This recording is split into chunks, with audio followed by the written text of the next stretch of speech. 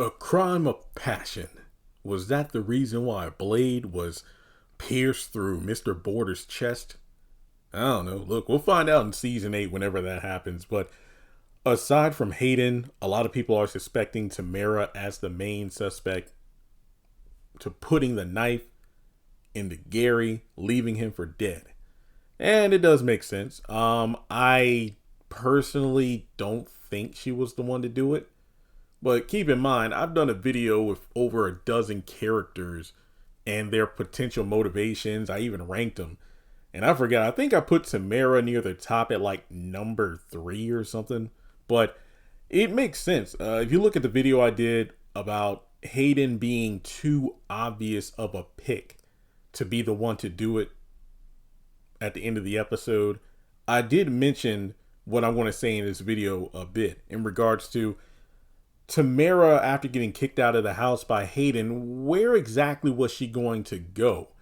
I mean, typically when you look at, well, not just movies and shows, but in real life, if a person is outed for cheating by their spouse, partner, boyfriend, girlfriend, whatever, when they try to grovel like, oh, no, it's not what you think, and nah, nah, nah. And then the person that got cheated on is like, you know what?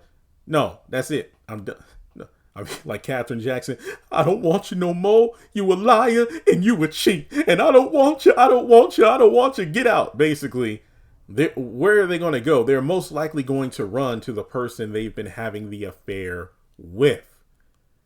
And it's interesting because Tamara went from, it was just sex. And it's no. And you know all the crap that Gary talks about you behind your back. And what was the last thing she said before she stormed out of the house? Gary was right. You're a weak. Look, I'm only 2 minutes in the video, so I'm trying not to swear and get demonetized on this video. But basically, she said a vulgar phrase demeaning Hayden, which is something that Gary told her about him. So it makes sense that she would go run to Gary. Now, if you go back to the penultimate episode entitled Penultimate, Fatima came over, talked to Tamara about Hayden. It's like, hey, has Hayden been saying anything about Gary and Andy?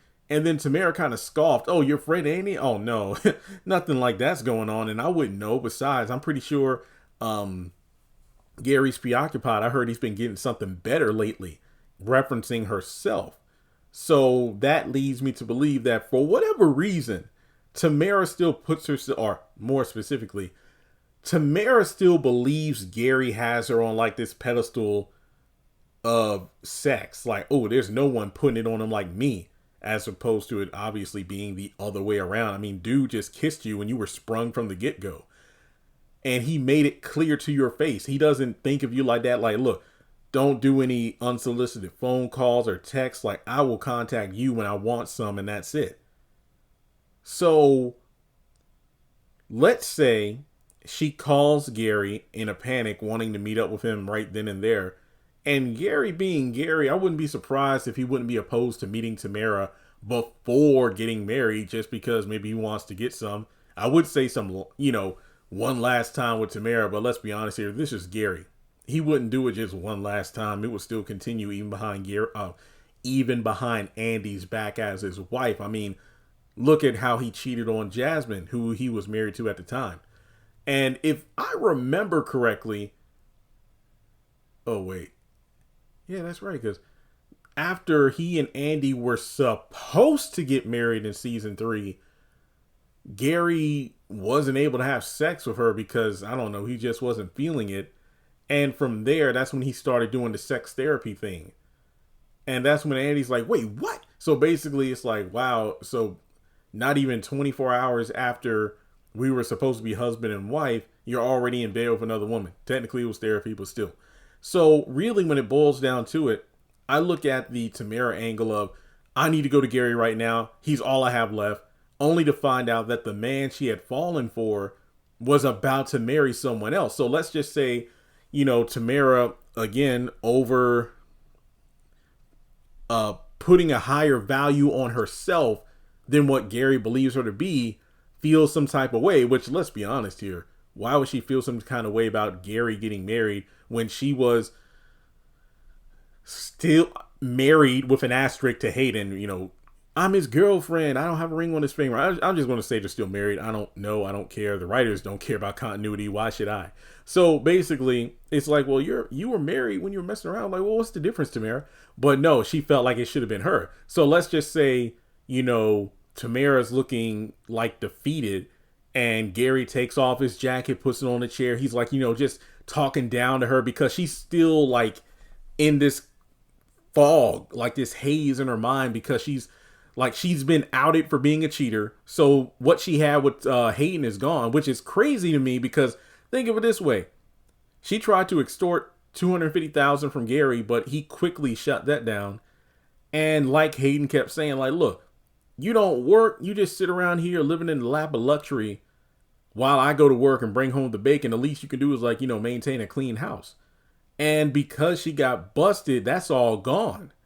So she truly has nobody but Gary. And then the fact that Gary is not only about to get married to Andy, but also could have been belittling her at the same time. Like, look, I told you time and time again, all you're good for, or all I see you as, is someone to have sex with, nothing more, nothing less, except when you're acting and begging like this. So why don't we just do one more time for old time's sake, and that's it. So in the midst of, you know, the intimacy about to begin, Tamara reaches over for a knife and just puts it in his chest.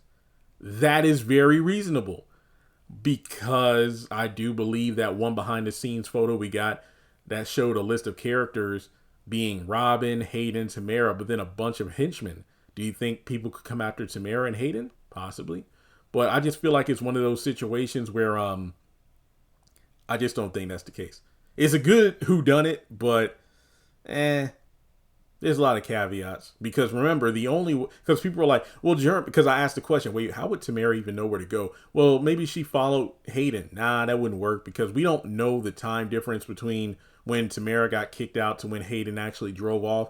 I'm more inclined to believe if Tamara was the person that did it, she called Gary and Gary told her where it was. That's my thoughts on that. But hey, thanks so much for tuning in. Let me know your thoughts in the comment section below about Tamara maybe being the stabber. And if she did do it, again, where would she go? Don't tell me this fool would go running back to Hayden again. Wouldn't surprise me, but yeah, we'll discuss it. Seriously, I feel like this will lead to some good comments.